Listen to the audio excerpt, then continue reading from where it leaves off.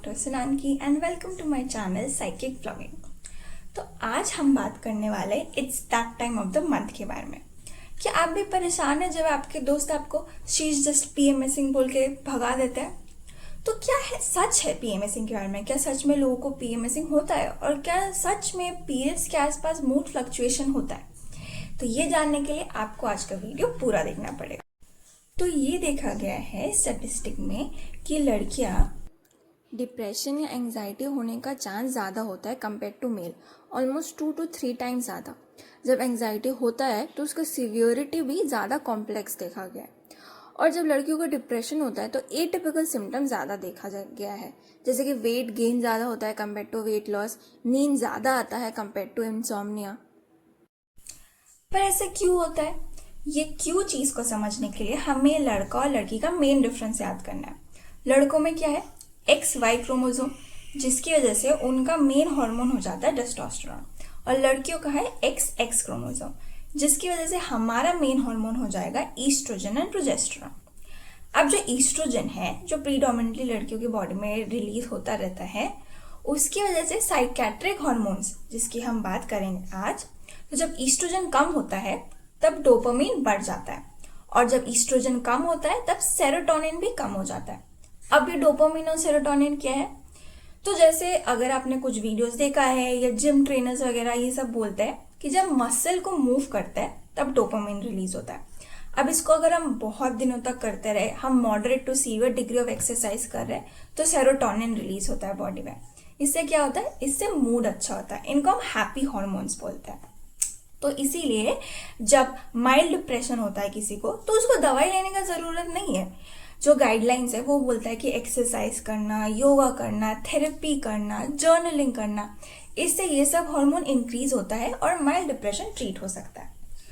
तो इसी सिचुएशन में जब ईस्ट्रोजन हमारा कम हो रहा है तो डोपामिन बढ़ जा रहा है।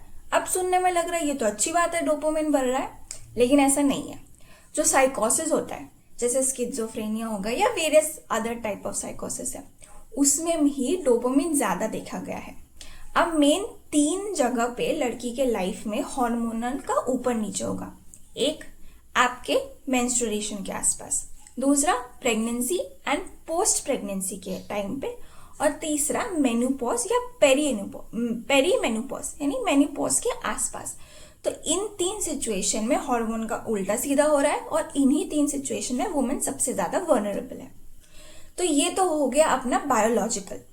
अब कोई भी बीमारी को समझने के लिए, पर स्पेशली जब हम साइकेट्री को समझ रहे हैं, तो एक मॉडल बोलते हैं बायो साइको सोशल मॉडल। तो बायोलॉजिकल तो हमने समझ लिया कि यार हार्मोन्स की वजह से होता है। साइकोलॉजिकल क्या है? साइकोलॉजिकल जैसे हमने पहले बोला कि वुमेन का इंटरनलाइजिंग जो ट्रेट होता है कि ज़्यादा डिप्रेशन का चांसेस ज़्यादा है, एंजाइटी का चांसेस ज़्यादा है।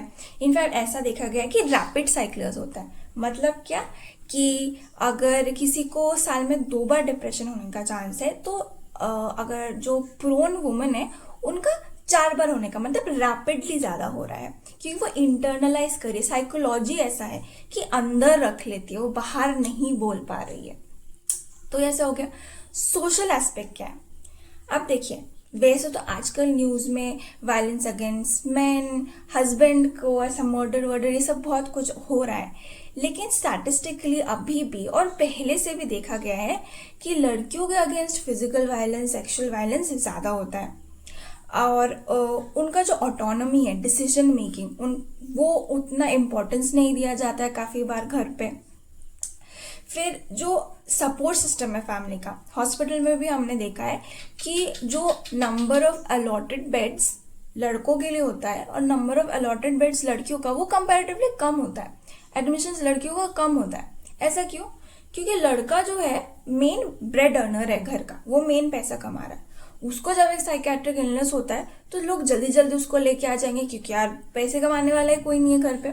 लेकिन लड़कियों का ऐसा नहीं है, उनका बहुत क्रॉनिक चलता है, बहुत टाइम से बीमार चलता है। जब एकदम हालत खराब हो जाता है तब भी वो लेके आता है, और यहाँ पे रुकने के लिए उनके मम्मी पापा को आना पड़ता है, कभी कभार उनके हस्बैंड आते हैं। और ऐसा देखा गया है कि जब साइकेट्रिक इलनेस हो जाता है तब लड़कियों के अगेंस्ट जो वायलेंस बाय द हस्बैंड है वो भी बढ़ जाता है। तो हमने देखा कि बायोलॉजिकल, साइकोलॉजिकल और सोशल तीनों एस्पेक्ट में वुमेन जो है सर्टेन एज ग्रुप्स में ज्यादा प्रोन हो रही है। तो अब नॉर्मल क्या है और डिसऑर्डर क्या है ये समझना बहुत जरूरी है। हमने ईस्ट्रोजन की बात किया, एक और इम्पोर्टेंट हार्मोन है प्रोजेस्टेरॉन, जो मैंने पहले बोला था। प्रोजेस्टेरॉन जो है आपका प्रेगनेंसी को मेंटेन करने की कोशिश करता है। अब हर महीने तो आप प्रेग्नेंट नहीं होने वाले, तो जैसे बॉडी को समझ आता है कि अरे ये तो प्रेग्नेंट नहीं है, वो प्रोजेस्टेरॉन को कम करने लगता है।